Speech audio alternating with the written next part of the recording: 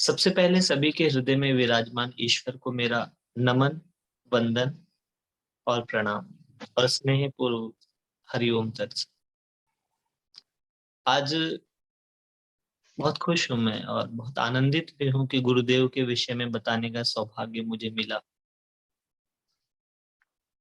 गुरुदेव का व्यक्तित्व अपने आप में एक सागर की तरह है। अब सागर को शब्दों की गागर में समेटकर आप लोगों तक पहुंचाना अपने आप में एक अद्भुत कार्य भी है और एक अद्भुत आनंद भी है। गुरुदेव ने जो कुछ किया और जितना कुछ समाज को दिया, जितनी तपस्या की, जितनी साधना की, जितनी उपासना की, जितनी आराधना की और जितना स्नेह, प्रेम, वात्सल्य, करुणा अपने शिष्यों को, अपने अनुयायियों को और समाज को दी, वो अपने आप में ही एक बहुत बड़ा व्यक्तित्व है। उनके व्यक्तित्व को उनके नाम से भी समझने का प्रयास किया जा सकता है। गुरुदेव को वेद मूर्ति, तपोनिष्ठ,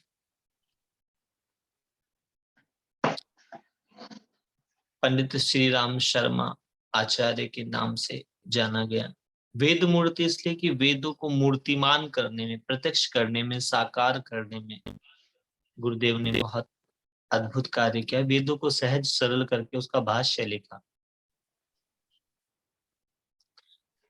जो व्यक्ति साधारणतः वेद से बहुत दूर थे, उस विद धातु से बने वेद को जानने की जो विद्या थी, गुरुदेव ने सहज सुलभ कर दी।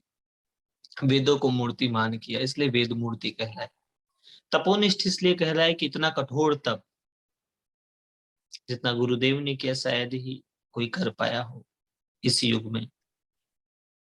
तपोनिष्ठ, तपस्या की चरम को प्राप्त किया, गायत्री सिद्ध की,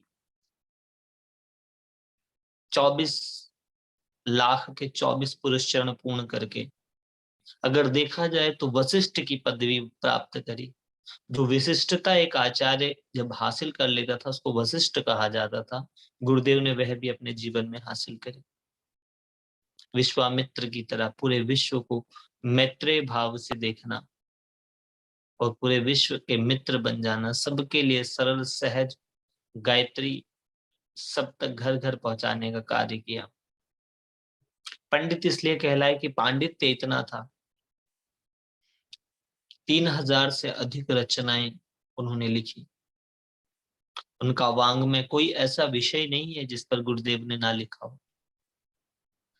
और इतने सब पे भी स्वयं को कभी अधिक नहीं माना।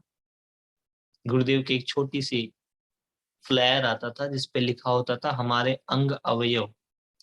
इसका अर्थ होता है मेरे बॉडी पार्ट्स। तो कहते थे आप सब मेरे अंग अवयव हो। और वो कहते थे कि तुम लोगों ने न जाने मुझे कितनी कितनी उपाधियां दी हैं। मुझे महाकाल की उपाधि दे डाली, ईश्वर मान लिया। लेकिन अगर मैं आपसे सत्य बताऊं तो कुछ है नहीं मेरे पास। मेरी इन जर्जर हड्डियों के पीछे जो हृदय है, वो हृदय सारी सारी रात मानवता के दुखों को, मानवता की पीड़ा को, मानवता के कष्ट को सोच सोच कर और अपनी असमर्थता को समझकर रात रात भर रोया है। करुणा, तो करुणा जो थी वह गुरुदेव के भीतर से एक माँ की तरह निकलती थी। इसीलिए जब गुरुदेव पूजा के सठकर्म कराते हैं तो उसमें एक आता है मातृवत लाल इत्रीचा पुत्रवत जी। पितृ मार्गदर्शिका नमस्त गुरु सत्तायै श्रद्धा प्रज्ञायुता है। कि मैं गुरु को उस रूप में मातृवत, जैसे वो माँ की तरह बच्चे को जैसे माँ प्यार दुलार देती है, और पितृवत मार्गदर्शिका जैसे एक पिता मार्गदर्शन देता है, नमस्त गुरु सत्ताए, ऐसे उस गुरु सत्ता को मैं नमस्कार करता हूँ। श्रद्धा प्रज्ञा युताचय, जिसने श्रद्धा के साथ प्रज्ञा प्रदान करी, इसलिए गुरुदेव प्रज्ञा अवतार कहलाए। तो सर्वप्रथम गुरुदेव के विषय में बताने से पहले, क्योंकि गुरुदेव के जीवन का जो मूल है वह गायत्री है, तो हम लोग 3 बार गायत्री मंत्र का उच्चारण करेंगे। उसके बाद फिर गुरुदेव की जीवन की कथाएं, जीवन की व्यथाएं, जीवन की प्राप्ति, जीवन का अनुभव मैं आप लोगों से बांटूंगा, जितना मैं जानता हूं, जितना मेरा सामर्थ्य है। पर मैं शुरुआत में ही इस चीज को स्वीकार कर लूं कि उनके व्यक्तित्व को पूर्णता बताना उनके बस की भी बात नहीं है, तो मैं तो बहुत ही छोटा हूं कि वह क्या है, यह तो साधना के तप के द्वारा ही जाना जा सकता है। जैसे वेदों ने ईश्वर के विराट स्वरूप को कह दिया, नेति नेति न इति न इति, अर्थात हम नहीं जानते। जितना जाना उतना ही जानना शेष रह गया, और उसके आगे जब जानने का प्रयास किया तो जानना भी नहीं बचा, और फिर जानने वाला भी नहीं बचा। ज्ञाता, ज्ञान और ज्ञेय तीनों एक रूप हो जाते हैं, ऐसे गुरुदेव हैं हमारे। 3 बार हम लोग गायत्री मंत्र का जाप करेंगे। आंखें बंद कर ली, चेहरे पर मुस्कुराहट लाएं। मुस्कुराना बहुत जरूरी है। मुस्कुराहट का मास्क लगाकर रखें। दुख पीड़ा की कोविड दूर ही रहेंगे आपसे। आंखें बंद कर लें, चेहरे पे मुस्कुराहट लाएं और 3 बार मेरे साथ ओम भूर्भुवः स्वाहा तत्सवितुर्वरेण्यं भर्गो देवस्य धीमहि धियो यो नः प्रचोदयात्। ओम भूर्भुवः स्वाहा तत्सवितुर्वरेण्यं भर्गो देवस्य धीमहि धियो यो नः प्रचोदयात्। ओम भूर्भुवः स्वाहा तत्सवितुर्वरेण्यं भर्गो देवस्य धीमहि धियो यो नः प्रचोदयात्। कुछ क्षण हृदय में उस परम ज्योति, उस परम तत्व, उस परम शिव, उस जगत गुरु का ध्यान कर ले। ओम ब्रह्मानंदम परम सुखदम केवलम ज्ञान मूर्तिम द्वंद्वातीतम गगन सदृशम तत्वमस्यादि लक्ष्यम एकम नित्यम विमलमचलम सर्वधी साक्षिभूतम भावातीतं त्रिगुणरहितं सद्गुरुं तं नमामि। अखंडानंद बोधाय शिष्य संतापहारिणे सच्चिदानंद रूपायै तस्मै श्री गुरुवे नमः। तस्मै श्री गुरुवे नमः। अखंड मंडलाकारं व्याप्तं येन चराचरं तत्पदं दर्शितं येन तस्मै श्री गुरुवे नमः। तस्मै श्री गुरुवे नमः। मातृवत् लालयित्री च पितृवत् मार्गदर्शिकाः नमस्त गुरु सत्तायै श्रद्धा प्रज्ञायुता चया। श्रद्धा प्रज्ञायुता चया। ओम एकाक्षरं बिंदु संयुक्तं नित्यं ध्यायन्ति योगिनः कामदं मोक्षदं। ओमकाराय नमो नमः। दोनों हाथों को रब कर ले, चेहरे पे लगाएं और मुस्कुराते हुए आंखें खोल ले, और अपने भाग्य को सराहें कि आप किसी संत की कथा सुन रहे हैं, संत के विषय में, उसके जीवन की यात्रा को सुन रहे हैं। इस संसार में 4 प्रकार की कथाएं होती हैं। पहली होती है संत कथा, जिसमें आत्मा, परमात्मा, साधना, उपासना, ध्यान और ज्ञान विषय होते हैं। दूसरी होती है दंत कथा, जिसमें किसी बात को समझाने के लिए कुछ कुछ कहानियां निर्मित की जाती हैं, गढ़ी जाती हैं, बनाई जाती है, वह होती है दंत कथा। उसका कोई आधार नहीं होता, लेकिन उसका एक उपयोग होता है कि किसी बात को समझाने के लिए कुछ स्टोरी निर्मित की जाती है। क्योंकि मेरा हमेशा से मानना है, knowledge can only inform you but story can transform you. आप कहानियों में, कथाओं में अपने आप को महसूस कर पाते हैं। तो दंत कथा हो जाती है। तीसरी कथा होती है आप कथा। व्यक्ति अपने आप को सेल्फ सेंटर्ड रख करके अपने ही इर्द गिर्द ताना बाना बुन लेता है, घटनाओं का, बातों का। वह आप कथा है। अपने जीवन के अनुभव सुना देता है, वह आप कथा है। उमा कहूं अनुभव में अपना, सत हरि भजन जगत सब सपना। तो अपने अनुभव को कोई जब कहता है तो वह आप कथा बन जाती है। और एक होती है पाप कथा, जहां दूसरों के दुख, दूसरों के दोषों का, दूसरों के उन भागों का चिंतन होता है जो ठीक नहीं, जहां दूसरे की निंदा चुगली इस प्रकार की चीज होती है, वह पाप कथा कहलाती है। तो गुरुदेव की कथा पूर्णतः संत कथा ही है। और अगर गुरुदेव की बातों को मैं अपने शब्दों में कहूं तो गुरुदेव कहते थे कि परचिंतन प्रदर्शन को छोड़ स्वदर्शन को आधार बना, खुद शीतल बन प्यारी आत्मा और शीतल ये संसार बन।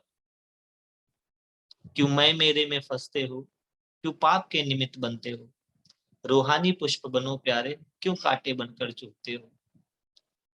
सच्चे फूलों का ईश्वर को चढ़ता है हार, झूठे हैं देह के रिश्ते, झूठा है सब संसार। सो गुरुदेव की जो कथा है या जो उनकी जीवन यात्रा है, उसमें ऐसा कहते हैं जो उनकी माता जी थी, जिनको ताई जी भी कहा जाता था, घर में बड़ी थी वो, और उनके पिताजी पंडित राम किशोर शर्मा, जो भागवत की कथा सुनाया करते थे। और एक बहुत प्रतिष्ठित घर, एक जमींदारी थी। भागवत कथा में भगवत तत्व का चिंतन करना, भगवत सत्ता के साथ एक रूपता का अनुभव कराने का प्रयास उनके पिता का रहता था। भा से भक्ति, ग से ज्ञान, वा से वैराग्य और ता से त्याग। इन्हें चारों धर्म अर्थ काम और मोक्ष का सहज सरल और स्वाभाविक जो चिंतन था, जो मनन था, वह गुरुदेव के पिताजी जो थे वह समाज में पहुंचाया करते थे। कहते हैं जब गुरुदेव के जन्म से पहले इनकी माता को बहुत शुभ लक्षण दिखाई देते थे, जैसा कि महापुरुषों के जन्म से पहले लगभग लगभग सभी की माताओं को दिखाई दिए, कि कोई वाइट सूंड वाला हाथी पेट में आ गया है, चारों तरफ प्रकाशित हो गया है, एकदम से कमरा सुगंधित हो जाता था, चारों पूरा घर महकने लगता था। इस प्रकार की बहुत सारी दिव्य घटनाएं घटित तो होती थी गुरुदेव के जन्म से पहले। और जब गुरुदेव का जन्म हुआ तो बहुत ही उत्सव मनाया गया, बहुत अद्भुत चीजें हुई। गुरुदेव स्वयं बचपन से ही अद्भुत व्यक्तित्व के धनी थे, जैसा कि सभी महापुरुष होते। और पिताजी के सत्संग वगैरह भी सुना करते थे। 5 साल के हुए तब पंडित मदन मोहन मालवीय जी ने इनका उपनयन संस्कार किया। उपनयन में यज्ञोपवीत होता है और गायत्री मंत्र की दीक्षा दी जाती है। आध्यात्मिक चिंतन में उपनयन का अर्थ होता है कि ऊपर के नयनों का खुल जाना, अपनी आध्यात्मिक चेतना के जागरण के लिए अग्रसर हो जाना। पंडित मदन मोहन मालवीय जी ने इन्हें कहा कि आप गायत्री मंत्र की नित्य साधना 3 संध्या कर। ब्राह्मणों के लिए 3 संध्या अनिवार्य होती है। बहुत से लोगों को गलत फहमी होती है कि ब्राह्मण कोई जाति है। ब्राह्मण कोई जाति नहीं है, मैं आपको पहले ही क्लियर कर दूं। जन्मना जायते शूद्र संस्कारादुजचते, वेदाध्ययन करेत विप्र, जानेत ब्रह्म इति ब्राह्मणे रमते ब्रह्म इति ब्राह्मण। अर्थात जन्म से हर व्यक्ति शूद्र, शूद्र है क्षुद्र से होता है, छोटे से होता है। जन्म से हर कोई छोटा होता है, कुछ पता नहीं होता, कोई मार्गदर्शन नहीं होता। संस्कारा द्विजचिते, व्यक्ति अपने संस्कारों से द्विज कुछ और हो जाता है। फिर वेदाध्ययन करे तो विप्र, जब वो विशेष प्रकार के ज्ञान का अध्ययन कर लेता है, वो आत्मा और परमात्मा के तत्व का चिंतन, मनन, ध्यान, धारणा, समाधि कर लेता है, तब वह विप्र कहलाता है। जानेत ब्रह्मेति ब्राह्मणे रमते ब्रह्मेति ब्राह्मणे। जब वो ब्रह्म को, ईश्वर को जान लेता है, ईश्वरमय हो जाता है, ईश्वर और उसमें भेद खत्म हो जाता है, अभेद हो जाता है, जब मैं और तू हम हो जाता है, तब वो व्यक्ति ब्राह्मण हो जाता है। गुरुदेव की अनेक पुस्तकों में मुझे अगर किसी पुस्तक ने सबसे ज्यादा प्रभावित किया तो वह थी ब्राह्मण मन ऋषि कर्म, कि ब्राह्मण का मन कैसा होता है और ऋषि का ऋत कर्म कैसा होता है। और एक और बहुत प्यारी पुस्तक है गुरुदेव की, सुनसान के सहचर, द पार्टनर ऑफ अलोननेस। सुनसान, जहां पर अकेला कोई नहीं होता, जहां कोई नहीं होता वहां पर भी कोई होता है। तो सुनसान के सहचर, ये पशु पक्षी जल, जो नेचर टॉक हम लोगों को बताते हैं, सिखाते हैं, उसका एक अंश गुरुदेव की पुस्तक से भी मैंने सीखा। और मेरे खुद के जीवन में जो कुछ प्राप्त हुआ उसमें बहुत सारे गुरुओं का सहयोग रहा। कई बार जब देखता हूँ खुद को तो कुछ भी मिलता नहीं अपने पास। एक लाइन अक्सर बोला करता हूं, नथिंग इज परमानेंट। तो वो नथिंगनेस हमेशा पड़ी रही साथ, और उसी नथिंग से पता चला कि उस नथिंग में से ही एवरीथिंग आता है। तो गुरुदेव ने जब 5 साल की उम्र में गायत्री की दीक्षा प्राप्त करी, संध्या शुरू करी, एक दिन भी गुरुदेव ने अपनी साधना को छोड़ा नहीं, नित्य साधना करते। गुरुदेव के जीवन से अगर आप सीखना चाहते हैं तो आप भी अपने जीवन में साधना करें, वरना कथा व्यथा बनकर रह जाएगी। कथा दो शब्दों की है, का और था। जो कुछ कहा जा रहा है उसकी था, उसकी गहराई में अगर आप खुद को पहुंचा पाए तो मेरा कहना सफल और आपका सुनना सफल। तो गुरुदेव 3 संध्या नित्य किया करते थे। सुबह ब्रह्म मुहूर्त में उठकर जप करना, ये गुरुदेव का नित्य नियम था। बेसिक व्याकरण वगैरह इनके पिताजी ने ही इनको पढ़ाया। इसमें पानी के सूत्र थे,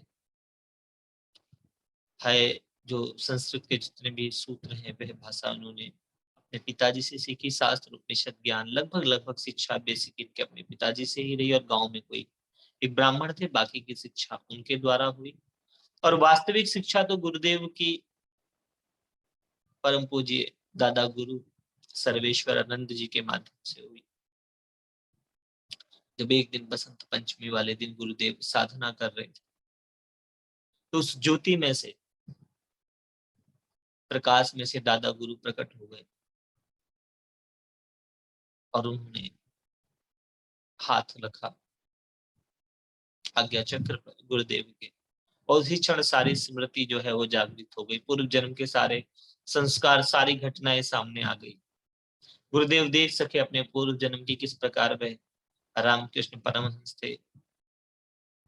अपने कई जन्मों में अपने आप को संत रूप में देखा गुरुदेव ने। समर्थ गुरु रामदास बनकर भी स्वयं को देखा, और अपने गुरु शिष्य की परंपरा, जो गुरु का कुल होता है, वह अनुभव कर पाए गुरुदेव। क्योंकि बच्चा पैदा होता है तो इस संसार में वो अजात होता है, उसकी कोई जाति नहीं होती है, अजात। लेकिन यहाँ उसका जात कर्म संस्कार होता है। आज से पहले जो आत्मा न मनुष्य थी, ना स्त्री थी, ना कुछ नहीं था, आज वो मनुष्य तन में आई।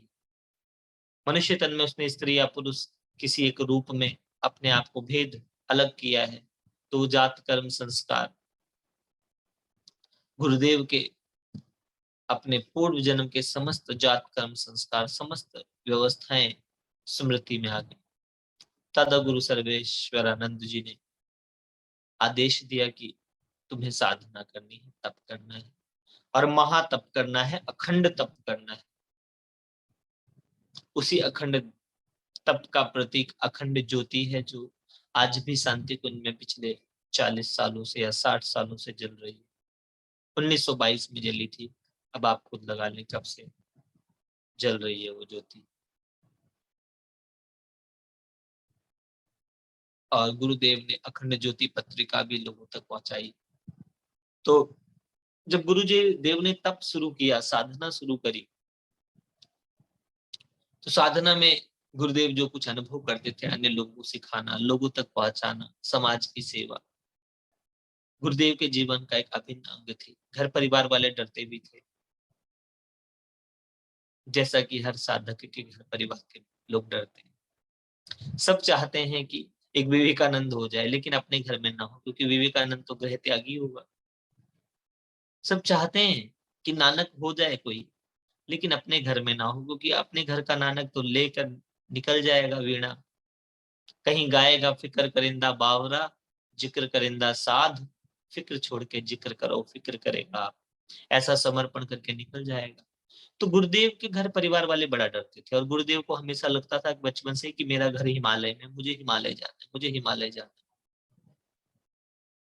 एक बार घर से निकल भी गए थे, कुछ लोगों ने रास्ते में रोका, उनके घर वालों को सूचित किया, घर वाले लेके आए। गुरुदेव साधना के लिए एकांत गुफा में जाने लगे, एकांत में साधना करने लगे। एकांत का बड़ा महत्व है। मेरे से भी एक बार किसी ने पूछा था कि आपने गुरुदेव को इतना पढ़ा है, इतना जाना है, आप गुरुदेव से इस प्रकार से भावनात्मक तार जोड़कर कम्युनिकेशन भी करते हैं, हमसे पूछते भी हैं, तो एकांत के विषय में आप क्या मत है? मैंने कहा, जब एक की याद में समस्त विचारों का, भावनाओं का, तृष्णाओं का, वासनाओं का अंत हो जाता है, वही एकांत हो जाता है। एक में ही सबका अंत हो जाता है। अनेकता मिटकर एकता का जन्म हो जाए, समझ लेना एकांत घटित हो गया। और एकांत साधक के जीवन का बहुत सुंदर, जिस क्षण आपके साथ कोई नहीं होता ना, पूरा ब्रह्मांड आपके साथ हो लेता है। एक बहुत प्यारा गीत भी है, कभी सुनना, चल अकेला चल अकेला चल अकेला, तेरा मेला पीछे छूटा राही चल अकेला। तो जिस दिन आप अकेले इस साधना के मार्ग पर चल देते हो, समाज, देश, प्रकृति सब आपके साथ आ जाता है। आप सभी संतों को देखें, चाहे वो ब्रह्म ऋषि पत्री जी हो, चाहे वो गुरुदेव पंडित श्री राम शर्मा आचार्य हो, चाहे मेरे परम गुरु योगी जी हो, चाहे अलग अलग परंपराओं के, अलग अलग संप्रदायों के जितने भी संत हैं, सबने एकांत साधा। गुरुदेव एकांत साधते थे, अपने समस्त कार्यों को करते हुए भी गुरुदेव ने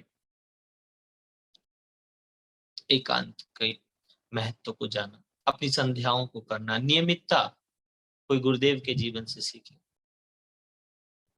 मनमत बिल्कुल नहीं, गुरुमत पे चलते थे। और साधना का जो गुरुदेव ने इनके संकल्प दिया, उस संकल्प को इन्होंने पूर्ण करने के लिए 24 लाख गायत्री मंत्र का जप किया, 24 पुरस्चरण किए ऐसे। गुरुदेव के बताते हैं कि वह जौ जो होता है, वो गाय को खिला देते थे, उसके बाद उसके गोबर में से जब जौ निकलता था, तो उस जौ को धो करके उसकी रोटी बनाते थे और छाछ के साथ लिया, ऐसा कठोर तक। और इस प्रकार की व्यवस्थाएं कई ग्रंथों में है। महाअवतार बाबा जी की किताबों में भी इस प्रकार की चीजें मिलती हैं कि साधना की ऐसी व्यवस्था, जहां स्वाद और विवाद से स्वयं को मुक्त करना होता है। एक साधक को दो चीजें बहुत मुश्किल में डालती हैं, एक स्वाद, क्योंकि स्वाद बाहरी इंद्रियों का रस है, अगर वो स्वाद न ले तो उसके भीतर के परम स्वाद का उदय हो जाता है। और दूसरा विवाद, वो व्यर्थ की बातों में न फंसे, तो भी उसकी साधना अंतर्मुखी हो जाती है।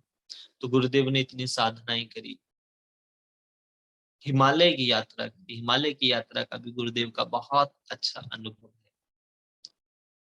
मैं आप लोगों को उस यात्रा में लेके चलूंगा ताकि आप भी उसे देख सकें। प्लस गुरुदेव अपने जो गांव में बहुत प्रतिष्ठित थे। हमने तो पढ़ा ही था कि जात पात के तोड़ के बंधन शबरी मान बढ़ाया था, हंस हंस खाते बैर प्रेम से रघुवर ने फरमाया था। प्रेम भाव का भूखा हूं मैं, चाह नहीं इस शाम की, जिसके मन श्री राम नहीं वो काया है इस काम की। सो गुरुदेव के घर एक काम करने वाली बाई मैतरनी आया करती थी, जिसकी एक बार तबीयत खराब हो गई। कई दिन जब वो नहीं आ पाई तो गुरुदेव उसके घर गए, उसकी सेवा करी, उसका टहल किया। उसने कहा कि बेटा ऐसा नहीं करो। उस समय बड़ा जात पात का भेदभाव था समाज में। भेद तो आज भी बना हुआ है, बिना साधना के भेद मिटेगा नहीं। बस फर्क ये हो गया है कि उस समय जाति का था, आज स्टेटस का है। और कई बार तो साधक लोगों को भी नहीं पता चलता, वो भी इसी भेद दृष्टि में पड़ जाते हैं कि मैं ईश्वर की संतान, मैं साधक, मैं योगी। लक्ष्मण की एक लाइन है, मैना जो मैं करती है तो सबके मन को भाती है, और जब बकरी मैं करती है तो अपनी जान गंवाती है। तो कई बार हम बकने लगते हैं अपनी मैं को, और उसी समय हमारी साधना जो है वो खंडित होने लगती है। और मैं नहीं हूं, वो है। मैना जब मैं करती है तो सबके मन को भाती है। तो गुरुदेव ने कभी अपने आप को मैं नहीं कहा, उन्होंने हमेशा वो अपने गुरुदेव की बात कही। गुरुदेव का सिद्धांत है बो और काट। उन्होंने कहा हमने अपने गुरु को समर्पण कर दिया, और वो सब कुछ पाया जो पाना चाहिए था, जो पाने के बाद कुछ पाना शेष नहीं रह जाता। सो इस प्रकार गुरुदेव की साधनाएं शुरू हुई, और गुरुदेव को बहुत अनुभव हुए जीवन में, तप के, साधना के। और गुरुदेव हमेशा कहा करते थे कि अगर आपको ईश्वर की सेवा करनी है तो इस संसार की, इस प्रत्यक्ष मानवता की सेवा ही ईश्वर की सच्ची सेवा है। ऐसे श्री राम शर्माचार्य, इनकी बातें इतनी हैं। एक बार कोई नीम करोली वाले बाबा के पास गए थे, कुछ लोग थे वहां। तो एक शास्त्री जी पीछे थे, उनको बड़ा मन था कि वो नीम करोली वाले बाबा के बड़े चमत्कार थे। साधु संतों की अपनी मौज थी, जो समझ की तो बात है नहीं, एक समझ के पार की भी सत्ता है, जो आनंद मग्न रहते हैं। तो नीम करोली वाले बाबा बड़े चमत्कारी संत थे, पांचे वे सिद्ध थे। तो वो किसी के मन की बात भी जान लेते थे।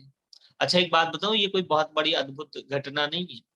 जिस प्रकार से आप एफएम के फ्रीक्वेंसी सेट होते ही चैनल सुनाई देने लगता है, इसीलिए जो लोग चित्त को शांत कर लेते हैं वह किसी के भी मन की बात सुन लेते हैं। मेरे जीवन की एक घटना मैं आपको बताऊं। एक बार मैंने ये सिद्धि प्राप्त करी थी। 1 साल का अगर मैं कहूँ तो नर्क था मेरे जीवन का, जब दूसरों की मन की बात जान लिया करता था। आप सोच भी नहीं सकते कि मानव कितना विपरीत है। विवेकानंद के कुछ शब्द हैं, अप्रत्यक्ष प्रतिहंतारो प्रत्यक्ष प्रियवादना। अर्थात तुम्हारे सामने जो लोग इतनी तारीफ कर रहे हैं तुम्हारी, तुम्हारे पीछे भीतर से इतना उल्टा बोल देते हैं कि आपको पता भी नहीं चलता, और अगर पता चल जाए तो जीवन नरक हो जाता है। मैंने भी उस नर्क का अनुभव किया। लेकिन जो सिद्ध संत होते हैं वे उस नर्क और स्वर्ग से दूर रहते हैं। वो सिर्फ देखते हैं, वो उसमें इंडल्ज नहीं होते, वो किसी के नहीं होते और फिर सबके होते हैं। एक तरफ वो किसी के नहीं है और दूसरी तरफ सबके हैं। यही तो संतों का महत्व है। मेरा प्रेम जब अनंत हो गया, रोम रोम संत हो गया। तो ऐसे नीम करोली बाबा के सामने एक शास्त्री जी पीछे भीड़ में खड़े हुए थे। अचानक उन्होंने कहा कि सबसे पीछे वाले शास्त्री जी को बुलाओ। शास्त्री जी को उन्होंने देखकर कहा कि अच्छा एक बात आओ, अखंड ज्योति पढ़ते हो? कि जी पढ़ते हैं। तो बोले बेटा, जो अखंड ज्योति लिखते हैं ना, उन्हीं का नाम मैं रोज रटता हूँ, राम। वही राम है जिसके होने से जीवन में आराम आ जाता है। काम क्रोध लोभ मोह अहंकार ईर्ष्या द्वेष नफरत घृणा प्रचिंतन, इस विश्व को भी जो विश्राम में बदल दे वह राम है। और अंत में संग्राम हो जाता है। जब वह राम आपके संग हो जाता है तब आपके जीवन में संग्राम हो जाता है, अन्याय के प्रति, अनीति के प्रति। सो गुरुदेव की इतनी महिमा थी, जो बड़े बड़े संत, देवराह बाबा उनका बहुत सम्मान करते थे। ऐसे संत थे हमारे गुरुदेव। फिर गुरुदेव ने जो अपने पुरुष चरणों को पूरा किया, इतनी कठोर तप की, इकलौती संतान होते हुए इतना तप, और नियमित साधना, तेज, चेहरे का तेज, वाक सिद्धि, वाणी सिद्धि। कहते हैं संतों में 4 चीजें होती हैं। कुछ संत होते हैं दृष्टि सिद्ध, जिनके देखने से ही दुख दूर हो जाता है, जिनके लिए कहा जाता है नजर से निहाल किंदा सतगुरु स्वामी, देख करके ही भरपूर कर देते हैं। ऐसे बहुत से संत हैं। दूसरे होते हैं वाक सिद्ध, जिनकी वाणी सिद्ध होती है। गुरुदेव ने जिसको जो आशीर्वाद दे दिया वो हो गया। सो गुरुदेव वाक सिद्ध भी थे, दृष्टि सिद्ध भी थे। और तीसरे होते हैं चरण सिद्ध महात्मा, जहां उन्होंने चरण डाल दिया वहां समझ लो आचरण आ गया। गुरुदेव ने चरण से ज्यादा आचरण पर बड़ा महत्व दिया। उन्होंने कहा मेरे चरण पूजने से कुछ नहीं होगा, अगर कुछ पूजना है तो मेरे आचरणों को पूजो। आचरण का ज्ञान देने वाले गुरुदेव पंडित श्री राम शर्मा आचार्य में। फिर उसके बाद गुरुदेव ने हिमालय की जो यात्रा करी, माँ से वचन देकर गए थे कि वापिस आऊंगा। कि जो माँ होती है तो वो बहुत ऊंची चीज। मेरे अपने व्यक्तिगत अनुभव से अगर मैं कहूं तो आत्मा में भी माँ होती है, परमात्मा उसमें भी माँ है, और ब्रह्मा उसमें भी माँ है।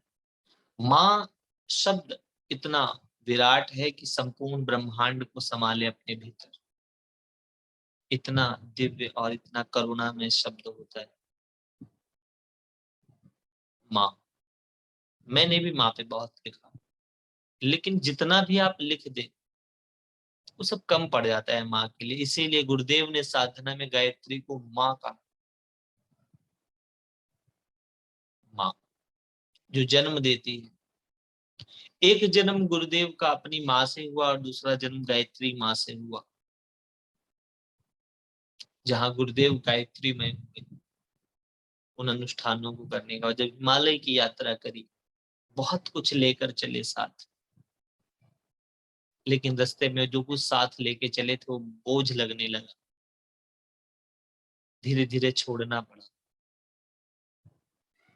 एक दिन मैं किसी को त्याग के विषय में बता रहा था, तो बोले त्याग कैसे कर सकते हैं? मैंने कहा ऐसे जैसे एक श्वास लेते हो तो दूसरी छोड़नी पड़ती है, क्योंकि संसार में देना ही लेना है और लेना ही देना है। तो गुरुदेव ने भी अपने सिद्धांत में कहा कि बो और काटो।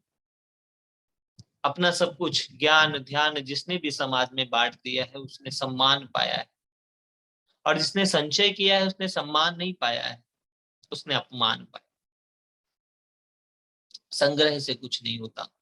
साधना का मार्ग तो लुटा देने का मार्ग है। गुरुदेव सब कुछ करते बांटते बांटते जब पहुंचे सुनसान के सहचर में, इसका जिक्र है कि कैसे हिंसक जीव होते थे, बट वो हिंसा नहीं करते थे, क्योंकि प्रेम सबको रिझा लेता है, सबको अपना कर लेता है। भय अगर है तभी कोई हिंसा आपके जीवन में आ सकती है। प्रेम तो अपने आप में ही अद्भुत है। सुगुरुदेव हिमालय गए, वहां उन्होंने सिद्ध आश्रम तक की यात्रा की। कुछ गिने चुने संत ही भारत में सिद्ध आश्रम पहुंचे, उनमें गुरुदेव पंडित श्री राम शर्मा आचार्य भी थे। आप भी पहुंच सकते हैं सिद्ध आश्रम तक। एक प्रयास कराता हूं मैं, आप आंखें बंद कर लें।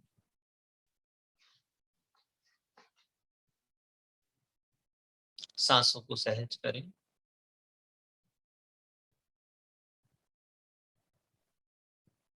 ओम की ध्वनि मानसिक रूप पे हृदय पे केंद्रित करें।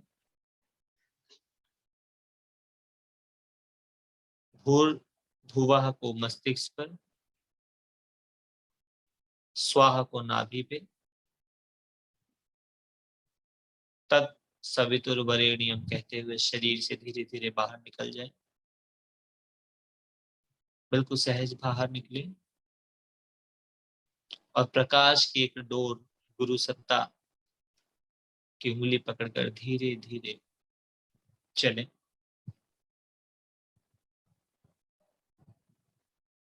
मन की गति से पहले ऋषिकेश पहुंचे। ऋषियों की इस भूमि को प्रणाम करके ऊपर देवप्रयाग के देवता तुल्य पर्वतों को प्रणाम करें। उनके मौन संदेश, उनकी मौन साधना, उनके मौन में विराजमान समस्त मंत्र, सोहम ध्वनि को लेकर के शरीर को तेजस्वी ज्योतिर्मय बनाकर आगे की यात्रा करें।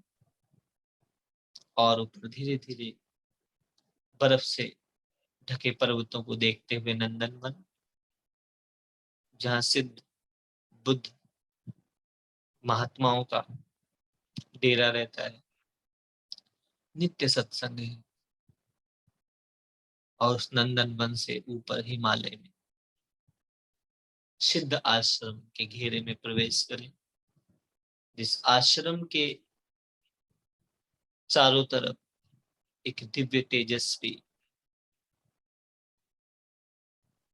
ऑरा विराजमान। शरीर को पूर्ण पवित्र आत्ममय कर ले। लोभ मोह ईर्ष्या द्वेष घृणा प्रचिंतन को श्वास के साथ बाहर निकाल दे और धीरे धीरे इस दिव्य सिद्ध आश्रम में प्रवेश करें।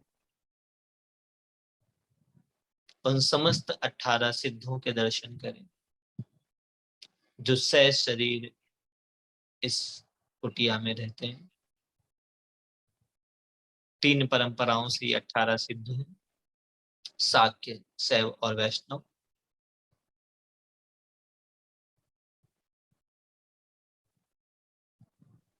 अपने गुरु, अपने संत की तरफ दृष्टि घुमाएं। यहाँ आपको कबीर, नानक, महाअवतार बाबा जी, लाहिड़ी महाशय, रामानुजाचार्य, समस्त आचार्य, समस्त संत दिख सकते हैं। और इन 18 के अलावा भी हजारों संत यहाँ सूक्ष्म रूप में विराजमान हैं। इन संतों को प्रणाम कर ले। हृदय में उस परम शुद्धि को जागृत होने दें जिससे समस्त सिद्धियां प्राप्त होती हैं। और इस ब्रह्मांड की सबसे बड़ी सिद्धि है प्रेम। उस प्रेम को, उस करुणा को प्राप्त कर ले, क्योंकि बुद्ध ने भी सत्य प्राप्त करके उसको प्रेम और करुणा के रूप में ही संसार को दिया। से सिद्ध आश्रम को देखें, इस दिव्य प्रकाश में ज्योतिर्मय कुटिया को देखें, जिसके चारों तरफ अद्भुत सुनहरा प्रकाश नित्य रहता है, जहां से पूरी पृथ्वी का अध्यात्म संचालित होता है। इस धर्म संसद, इस दिव्य स्थान को प्रणाम कर ले। धीरे धीरे वापसी की यात्रा करें। वापस नंदनवन, देवप्रयाग, ऋषिकेश, और ऋषिकेश से वापस अपने स्थान पर, अपने हृदय में आ जाए।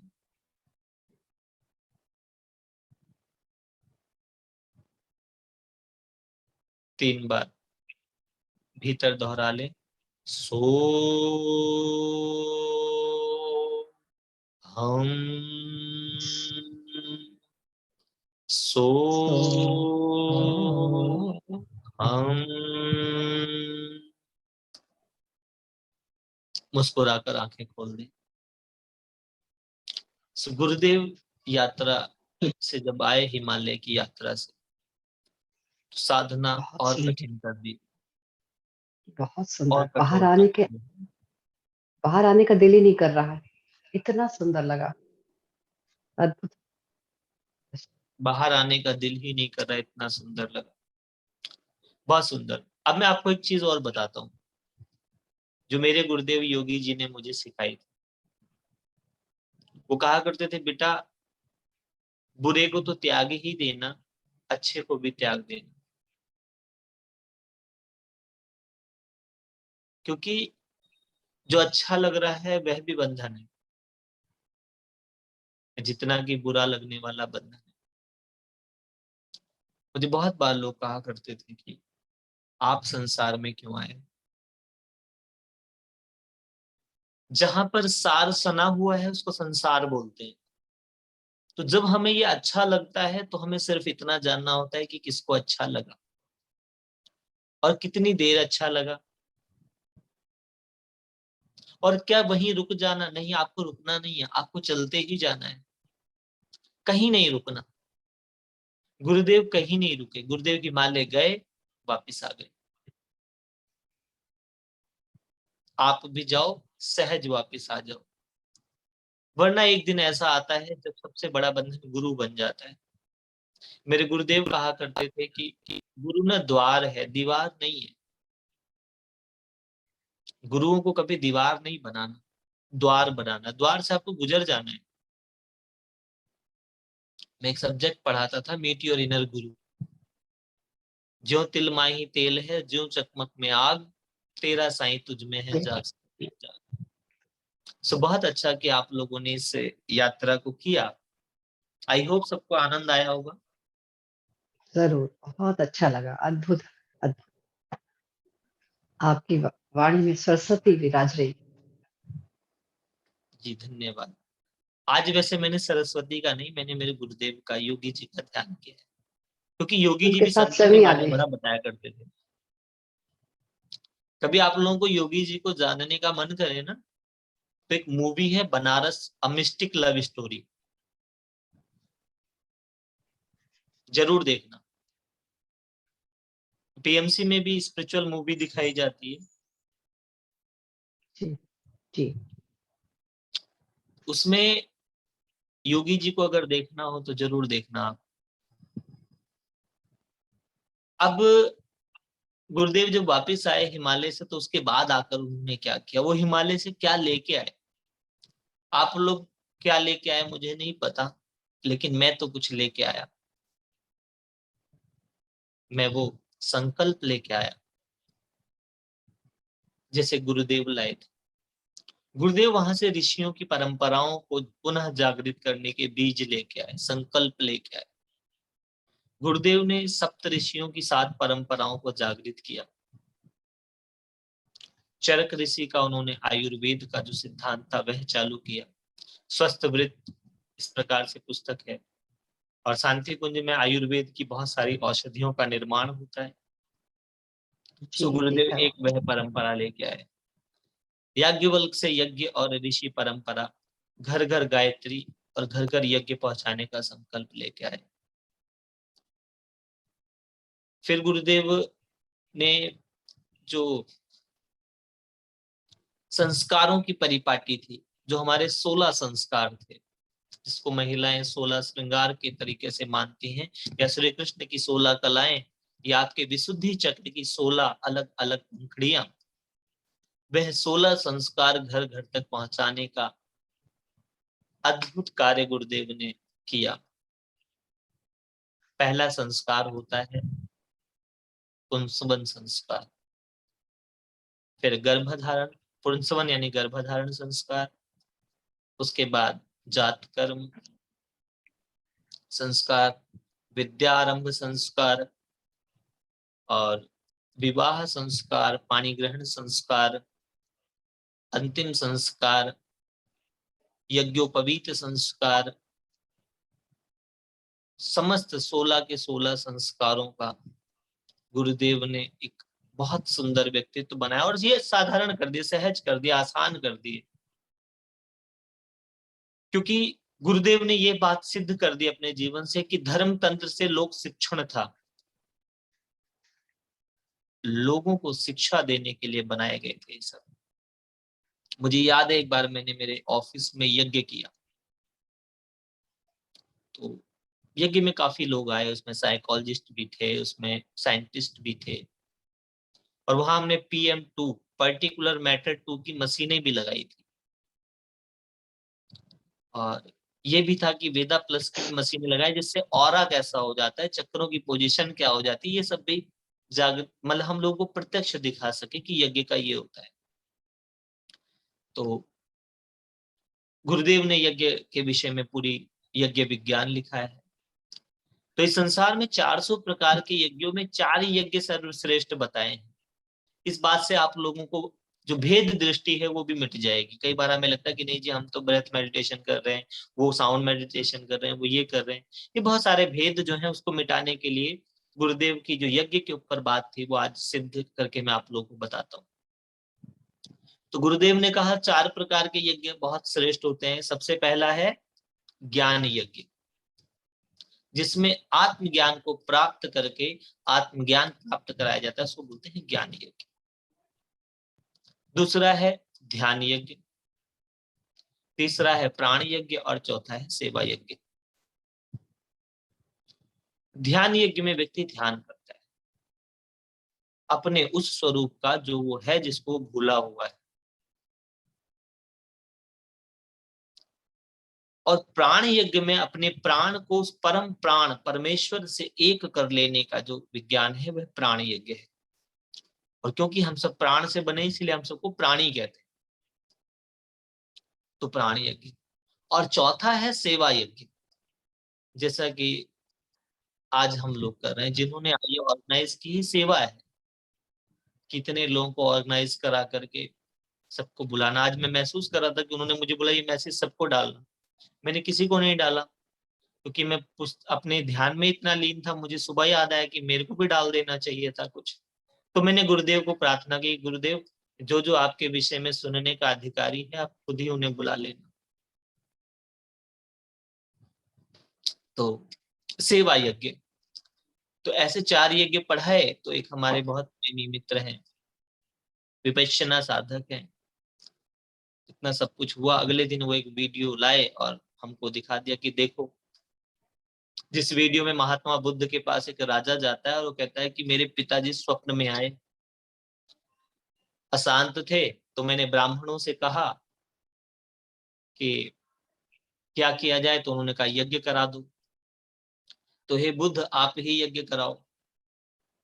तो बुद्ध ने कहा ठीक है जी हम करा देते हैं। आप एक काम करो, एक घड़े में कंकड़ पत्थर भर लाना और एक घड़े में घी भर लाना और एक डंडा ले आना। राजा ऐसे ही करके लाया। बुद्ध ने घड़े को दोनों को पानी में डलवाया और राजा से कहा दोनों को डंडा मार दो। तो पहले को डंडा मारा तो घी तैरने लगा, दूसरे में कंकड़ पत्थर डूब गए।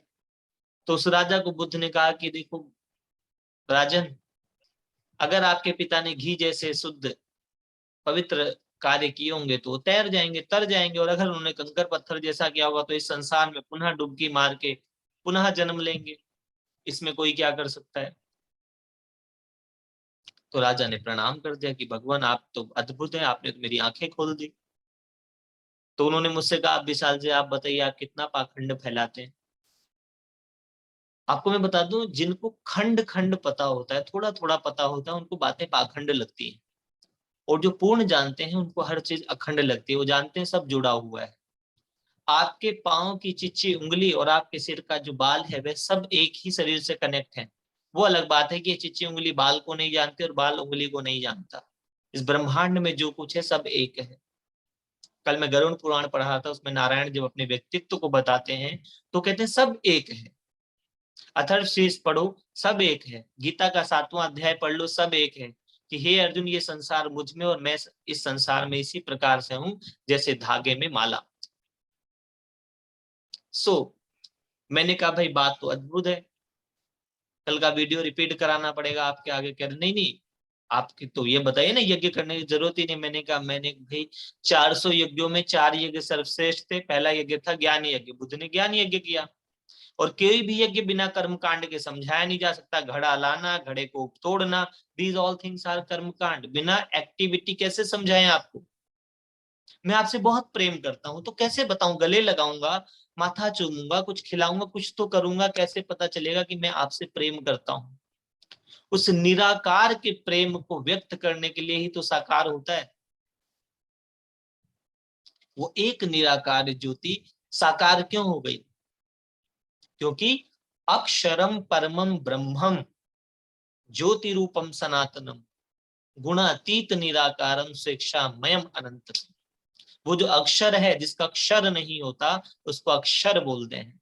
वो अविनाशी ज्योति रूपम सनातनम, वो सनातन ज्योति सदा था, सदा है, सदा रहने वाला, गुणातीत निराकार, सारे गुणों से अतीत, निराकार, स्वेच्छा मयम अनंतकम, अपनी स्वेच्छा से अनंत हो जाता है, वही मेरे गुरुदेव के रूप में प्रकट हुआ। सो गुरुदेव ने संतों की परंपरा, संस्कार परिपाटी, बाल संस्कार शालाओं का भी निर्माण कराया। फिर उसके बाद घर घर यज्ञ, घर घर ध्यान, घर घर गायत्री, ये पहुंचाने का काम किया। गुरुदेव ने मनुष्य जीवन में साधना, आराधना और उपासना तीनों को परमानेंट लाने का काम किया। परिव्राजक बनाए गुरुदेव ने। परिव्राजक सत्र होता है शांति कुंज में लगभग 1 महीने का। 9 दिन की साधनाएं गुरुजी ने कराई, जिसको संजीवनी साधना कहा जाता है। 9 दिन आप जप करते हैं 24,000 का गायत्री, और बिल्कुल साधुओं की तरह रहते हैं। सुबह अमृत वेले से लेकर शाम तक का आपका सब निर्धारित रहता है। अंतर ऊर्जा जागरण सत्र, गुरुदेव ने साधना को वैज्ञानिक स्तर तक ले जाने के लिए ब्रह्म वर्चस्व और उनके संकल्प से ही देव संस्कृति विश्वविद्यालय बना।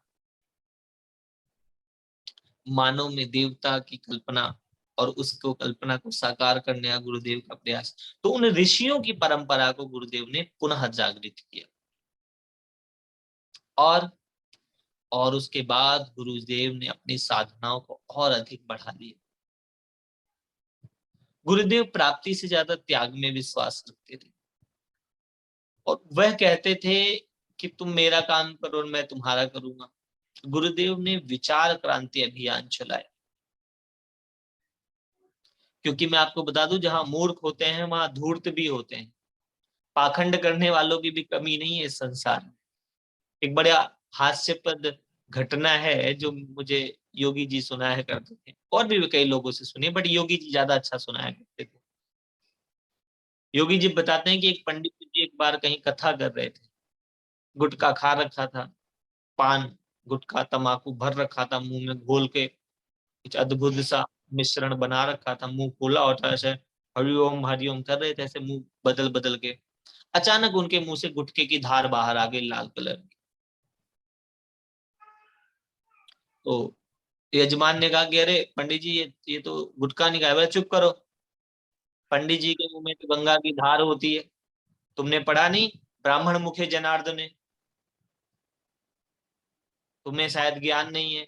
देवाधीनम जगत सर्वम मंत्रधीनम देवता ते मंत्र ब्राह्मण अधीनम तस्मात् ब्राह्मण देवता। अब मैं आपको बता दूं, ये लोग होते नहीं है, ये बिल्कुल नाटकबाज तमाशेबाज लोग होते हैं जो ऐसी बात करते हैं। तो उसने कहा गुरुजी ये तो बहुत अद्भुत बात बता दी आपने कि आपके मुंह में गंगा का वास है, आप 2 मिनट रुको, मैं भी आया। वो घर में से गया और कुछ ले आया। उसने बोला गुरुदेव मुंह खोलो। पंडित जी ने मुंह खोला, उसने मुंह में कुछ डाल दिया, पंडित जी को बहुत बुरा लगा, उन्होंने थूक दिया। बोला ये क्या था?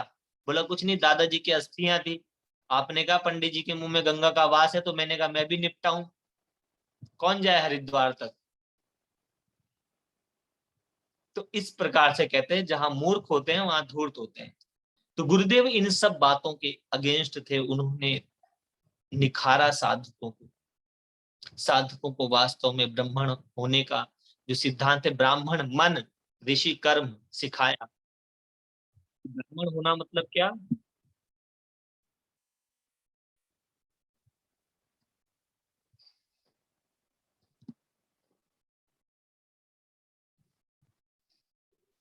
जो कर्म से ब्राह्मण हो।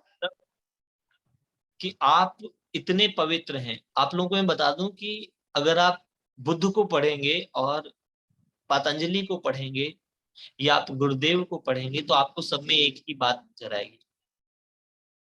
यम 5 होते हैं, आस्ते, अपरिग्रह, सत्य, अहिंसा और ब्रह्मचर्य। यम नियम आसन प्राणायाम धारणा ध्यान प्रत्याहार समाधि, जो इन 8 अंगों का अनुसरण कर लेता है वह ब्राह्मण कहलाता है। तो पहला यम क्या है? आस्ते, चोरी ना करना। अपरिग्रह, अपनी जरूरत से अधिक कुछ भी ना रखना। सत्य, अपने जीवन में सत्य की साधना करना, सत्य की उपासना करना। सत्य व्यक्ति को नारायण बना देता है, इसीलिए हमारे देश में सत्य नारायण की कथा थी। लेकिन वो कथा, जो वास्तविक कथा थी, वो समय देश काल में खो गई, जिसको गुरुदेव ने पुनः जागृत किया। गुरुदेव ने पूरे लिटरेचर को दोबारा रिफाइन करके लिखा कि वास्तव में सत्यनारायण की कथा ये नहीं है कि उसने दाढ़ी बना ली तो विष्णु जी नाराज हो गए, नहीं नहीं, ये सब पाखंड है। गुरुदेव ने वास्तविक सत्यनारायण की कथा लिखी कि सत्य व्यक्ति को नारायण प्राप्त करा देता है, नारायण तत्व जागृत करा देता है, सत्य व्यक्ति के भीतर शिव जागृत करता है। वेद व्यास कहते हैं सत्यम परम धीमहि, कि अगर इस संसार में कोई उपासना के योग्य है तो वह सत्य है। तो गुरुदेव ने यह भी जागृत किया। समस्त पाखंडों के खिलाफ गुरुदेव ने खुलकर बोला, और बोलने के साथ उसके पैरेलल एक नई व्यवस्था तैयार करी। जो समाज में लोग पाखंड और अंधविश्वास फैला रहे थे, उसके अगेंस्ट गुरुदेव ने अपनी एक नई सेना तैयार करी, जो गुरुदेव के सैनिक कहलाए। गुरुदेव ने झोला पुस्तकालय चलाए, छोटे छोटे झोले में छोटी छोटी पुस्तकें, छोटी छोटी पत्रिका। गुरुदेव लोगों से कहा करते थे कि भैया आप हमारा संदेश पहुंचा दो लोगों तक, बस। और वो संदेश पढ़ करके लोग आ जाएंगे। एक गीत है ना, खत लिख दे संवरिया के नाम बाबू, वो जान जाएंगे पहचान जाएंगे, कोरे कागज पे लिख दे सलाम बाबू। तो गुरुदेव ने कोरे कागजों पे गायत्री मंत्र के साथ अगर कुछ ऐसा लिख दिया कि जिसने भी पढ़ा वो जानकर वापिस आ गया शांति कुंज। लोगों ने लाखों की संख्या में, आज करोड़ों का परिवार है शांति कुंज का। और गुरुदेव ने क्या किया? गुरुदेव ने कहा कि भाई भगवान को ठगने का व्यापार बंद करो, तुम ठग नहीं सकते उसको, वो तुम्हारा बाप है। 4 बतासे चढ़ा करके तुम हनुमान जी को काम पे नहीं लगा सकते।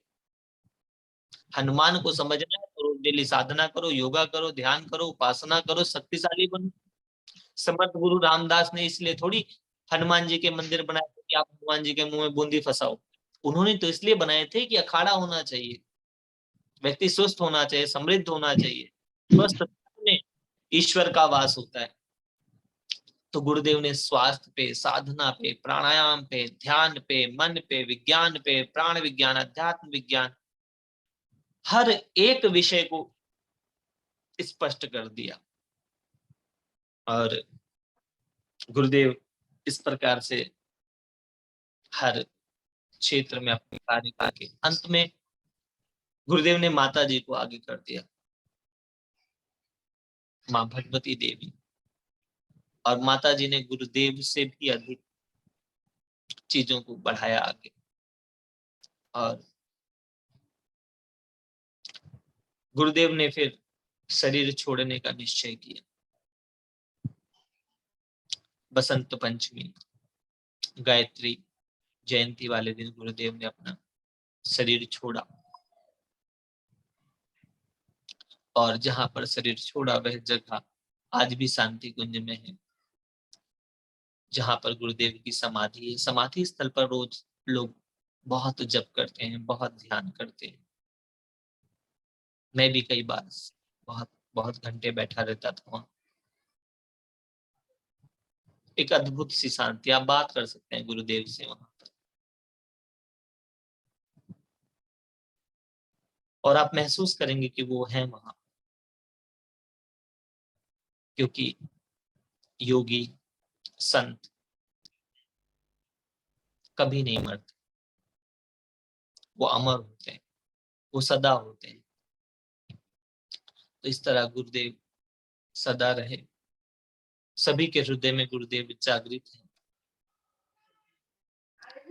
मेरा शांति कुंज से कनेक्शन अद्भुत ही था। एक बार की बात है, जब मैं मेरे ऑफिस में कहीं बोल रहा था कि कोई सब्जेक्ट था, वंदे भवानी शंकर श्रद्धा विश्वास स्वरूपनो यभ्याम बिना न पश्यन्ति स्वांतराईश्वरम, कि अपने भीतर के ईश्वर का आप तब तक दर्शन नहीं कर सकते जब तक आपका श्रद्धा और विश्वास एकत्र ना हो। तो सबने कहा, मैंने कहा श्रद्धा हमारी काम में है, विश्वास हमारा राम में है, कैसे बात बने। उसके बाद सबने मुझे कहा आप भी तो काम करते हो, राम की बात करते हो, आप छोड़ दो इस काम। छोड़ने के बाद सबने कहा कि कल से मत आना। मैंने कहा बेटा कल किसने देखा है, उठी मौज फकीर के मन में और दिया झोपड़ा फूंक। हम आज अभी इसी क्षण इस काम का त्याग कर देते हैं। और उसके बाद मैं अपने घर आ गया। घर आने के बाद मैं राम नाम का जप करता था, जो मुझे मेरे गुरु से दीक्षा में मिला था भगवान शिव के द्वारा, राम मंत्र। उसका जप कर रहा था। जप करने के बाद योगी जी का अनुभव आया कि तुमको गायत्री की साधना करनी है। तो मैंने गायत्री की साधना करें किसे, दीक्षा देने वाला भी तो कोई गायत्री में होना चाहिए। गायत्री कोई साधारण मंत्र थोड़ी है, वो तो वशिष्ठ विश्वामित्र जैसे ऋषियों के माध्यम से दी जानी चाहिए। तब मुझे कुछ नहीं पता था गुरुदेव श्री राम शर्माचार्य जी के बारे में। तो बोले तुम हरिद्वार चले जाओ। मैं हरिद्वार गया। हरिद्वार मुझे कुछ पीले कपड़े वाले लोग लगे, अच्छे लगे। उनके साथ शांति कुंज चले गए। शांति कुंज गए, घूमा, और वहां से फिर मैंने गायत्री मंत्र की दीक्षा ली, गायत्री की साधना की, गायत्री की उपासना करी। और इस प्रकार गुरुदेव को फिर पढ़ा, जाना, सीखा। गुरुदेव के वहां से ही मुझे समझ आया था कि इस संसार के अंदर जो विवाह है वो आज आह बना हुआ है, इसको वाह तक पहुंचाने का दायित्व मेरा है। धर्म, अर्थ, काम और मोक्ष में काम जो समाज में असम्मानित है, उसकी शुद्ध परिपाटी बताना अपना दायित्व है। तो गुरुदेव से हम लोग भी एक बात सीखें। सिर्फ एक चीज गुरुदेव से सीख लें। गुरुदेव ना अपने गुरु के प्रति समर्पित हो गए। और गुरुदेव के गुरुदेव सर्वेश्वर आनंद जी, हिमालयन योगी, गुरुदेव के व्यक्तित्व पे आ गए। इसी तरीके से जब आप ध्यान करना ना, तो ध्यान में आप ना रहो, आपके गुरु आप में आ जाए।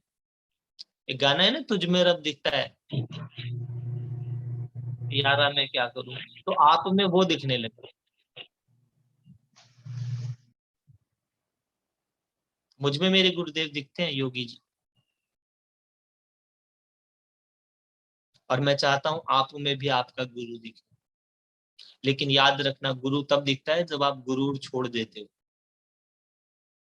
क्योंकि गुरूर और गुरु एक जैसे लगते हैं, ब्रह्म ज्ञान और ब्रह्म ज्ञान एक जैसा लगता है। तो गुरुदेव ने ऐसे अद्भुत कार्य किए, ये मैंने आप लोगों को बहुत शॉर्ट में, स्वीट में बताया। गुरुदेव की अनेक पुस्तकें हैं, लेकिन उनमें से 3 पुस्तकें जरूर पढ़ना। एक पुस्तक है सुनसान के सहचर, जरूर पढ़ना। एक पुस्तक है छोटी सी, बहुत मासूम सी, दुबली पतली सी किताबें हैं। वैसे तो गुरुदेव ने मोटे मोटे वाङ्मय लिखे हैं, अगर मैं आपको दिखाऊं तो मेरे यहाँ पूरा एक भंडार है पुस्तकों का। लेकिन ये 2 पतली सी पुस्तकें हैं, सुनसान के सहचर और ब्राह्मण मन ऋषि कर्म। तीसरी एक पुस्तक और पढ़ना जो गुरुदेव के शिष्य, जिसमें गुरुदेव दिखे, वो है साधना के समर्थ। साधना के मार्ग में किन किन चीजों से आपको युद्ध लड़ना, साधना के समर्थ। की समझ। तीसरा है,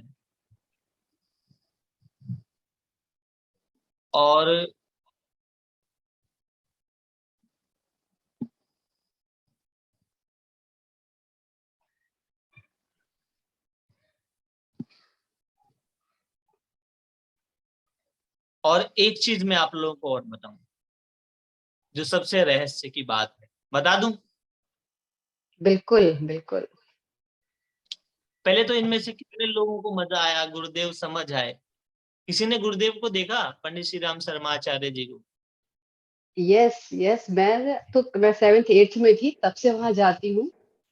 और फिर उसके बाद जाना थोड़ा कम हो गया, लेकिन अब जब भी ध्यान करती थी, वो आ रहे थे ध्यान में अक्सर। और बिल्कुल एक पोज़ है ना उनका, ऐसे करके तेजस्वी चेहरा, तिलक लगा हुआ माथे पे, वो होते हैं। और उनके गुरु को भी ध्यान में दर्शन करने का सौभाग्य मिला।